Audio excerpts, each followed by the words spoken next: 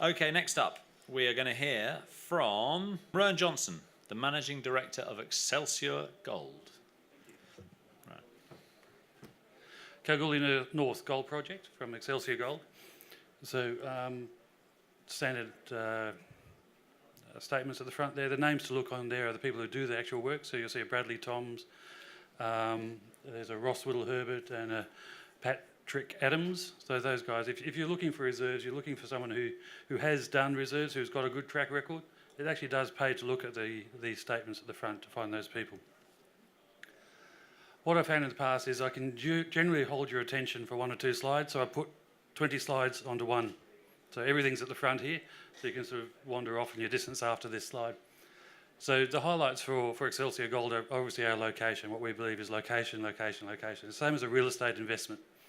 You want to look at the right location. So we're in the middle of Kalgoorlie. We've got 100 square kilometres of continuous land holding. We straddled 2 deep-seated crustal structures. So the Bardock Tectonic Zone, which is an extension of the Boulder-Lefroy Fault, which contains all the Golden Mile mineralisation. And we've got the Black Flag Fault, which runs sort of from a southwest direction up through the deposit. It actually links to the Zalika Shear and the Bardock Tectonic Zone. Modern exploration techniques, I think in the past, a lot of, certainly the 80s when I first started out, a lot of the exploration strategy was drill it out 80 by 80. Just pattern drill it, find the results, and then go and do it. That works quite well for shallow deposits. For deposits at depth, deeper than that, it's too expensive to drill in a pattern. You've really got to put some science in behind it. And I think you'll find that all of us are now doing more science than what we used to do. We have had a recent mining. We stopped mining in August last year. We mined about 800,000 tonnes.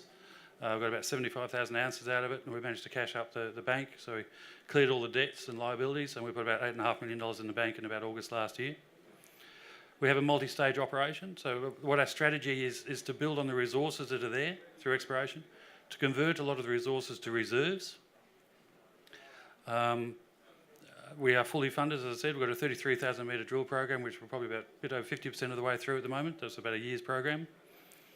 And we are expecting to release a reserve statement in about July this year. So of those 954,000 ounces, we're going to try and convert as many of those as possible. I believe that's going to be about 40%. So we're going to be targeting 350 to 400,000 ounces of reserve from those resources. And then we'll move on. Again, just for location, a lot of us in the industry assume everybody knows where we are. So we are about 30 kilometres north of Kalgoorlie. So about a 7-hour drive from Kalgoorlie to drive up there. Quick makeup of the company. So a share price at the moment of about 45 cents. I think it's actually 47 today, 4.7. 47 sounds better. 4.7 is probably the right number. 835 million shares on offer. So market cap about 37. As I mentioned, we've got just over $5.5 million in the bank. That's the March quarterly numbers. The board you'll see on the right there, and our share price over the last 12 months. As I mentioned, when I did this last year, I actually asked a lot of people why they invest in companies. What makes you invest in a particular company? And it came down to 3 things, and it was the people, the price, and the project. So a lot of it's about the management. Who is the management? Are they the management you can trust? Have they got a track record? Would you invest your money with them? The second one is the price. You're not going to buy something that's overvalued unless you think the upside's huge. Well, the upside won't be huge if it's overvalued, will it? So you're really looking for something that's undervalued or something that's got the potential for growth. And of course the project. It's got to have the standard, it's got to stack up. So quickly on the people side, so our board, we've got 150 years of combined experience between the 5 of us on the board, sorry. We've worked at 48 different resource companies and 36 different mines. We represent most of the major disciplines across the mining industry. So there's a good base there for running the company. There's more detail here than you need on the actual management side, but let's just say all those people there have got experience in the goldfields and spent a lot of their career there. The key consultants, we actually look for consultants, the people rather than the companies, and we follow those around wherever they move to. It's important to us that these people are actually in Perth and readily available to us rather than having to travel or do it by email. The bottom line there is that I think we have the relevant experience to find, mine, and to produce some money for our shareholders. So the corporate strategy, I've been through very quickly, the 954,000 ounces. We need to convert that to reserve as much as we possibly can. We're fully funded in our drilling program. So our infill program is finished. So we've spent since August last year infilling the resource numbers, the resource holes, to give us the right definition. It's very hard to say exactly what the number is, but on average our drill spacing is 30 metres by 20 metres inside those resources. So that's a fairly tight drill spacing. And we'll be very confident with the results we get out of that. So again, on the location, unfortunately this probably comes out a bit small on the screen. Yeah, there we go. So that's the Excelsior there. The black outlines are actually our leases. So it's 100 square kilometres of leases we've got there. You see Paddington, the big Zijin operation, 4.5 million tonne plant. We're actually 20 kilometres north of that. And there's the Kalgoorlie. So we're surrounded by, we've got Zijin, Northern Star, Barrick, Newcrest, Westgold, Evolution. So all the big guys around us. And they are multi-million ounce deposits. So I mentioned before the Bardock tectonic zone, the Boulder-Lefroy fault, which is that line there. There's the Leaker Shear, and what's linking them two together is the Black Flag fault. So where those two major structures come together, is right smack in the middle of the leases are. So from a geological perspective, I've often been told by geologists that the more complicated the ore body, the better it is. So I don't think we're going to find anything much more complicated than what we've got, the conjunction of those two structures. Okay, well. So almost 80% of our resource is actually tied up in the Zoroastrian and the Excelsior ore bodies. Right, so the two ore bodies being the Zoroastrian and the Excelsior ore bodies.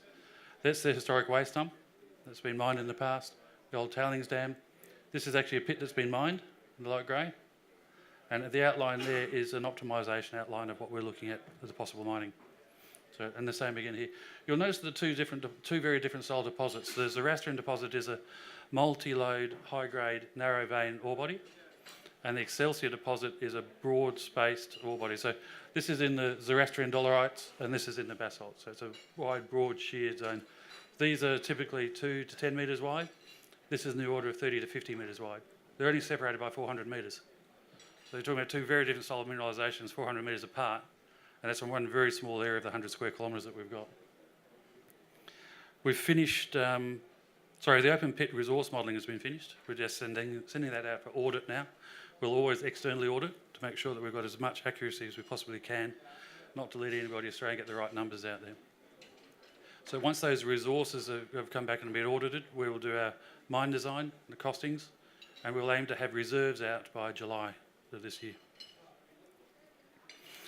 Just go on to it quickly. The multi-load system I mentioned in Zoroastrian, the slide on this one over here, it's on the left, that's a high-grade plunge on one of the loads. So what we've done is there's roughly five loads. Bluey's load is the one that's showing a lot of continuity at the moment. So that's the one on the left. That's a gram-metre intercept. So the hotter the colour, like the magenta colour, is 30 gram metres. You'll see there's a distinctive high-grade plunge there. What we're talking about with some of those ones, and you see on the right, that's a typical cross-section of the Zoroastrian lode, multi-loads. We're talking about all five of those. And on the left is just one. So the high-grade plunge is actually showing some real continuity and potential for underground. If I jump onto the next slide. Again, this is showing the Zoroastrian ore body and its depth. The deepest hole is actually on a different lode on the Zoroastrian South lode.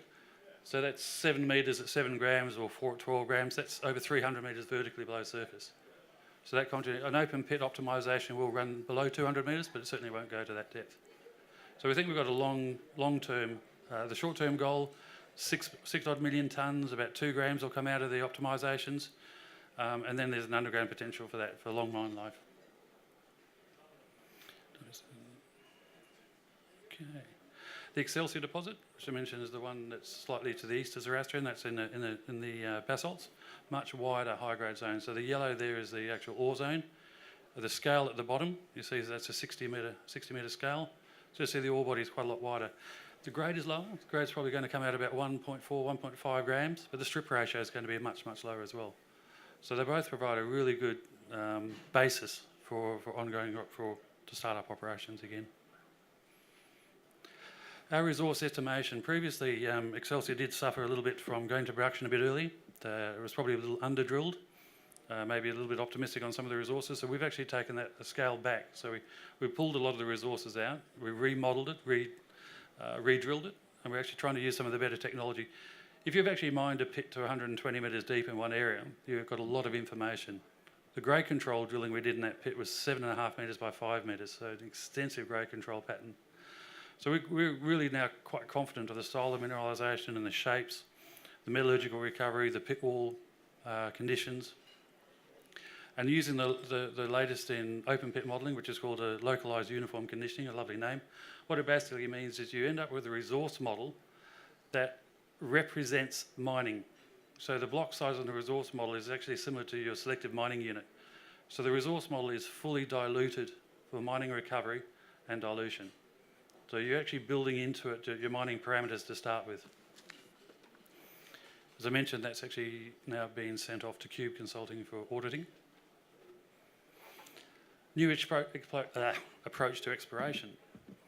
So as I mentioned before, in the early days, we just blanket drilled everything. We need to put a lot more science into our exploration these days. I'm actually a mining engineer by background, probably more a frustrated geologist than I'm a mining engineer. Christmas present from the guys at work was a set of coloured pencils, which is a typical, a couple of geologists in the room will know what that means.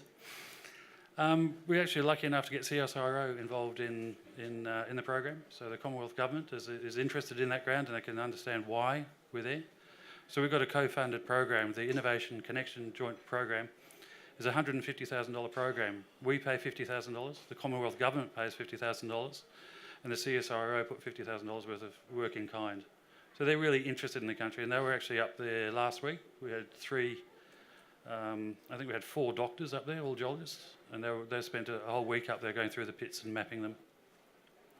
So rather than just assaying for gold these days, you've got to look at the signature elements, and that's what we're doing for every single hole.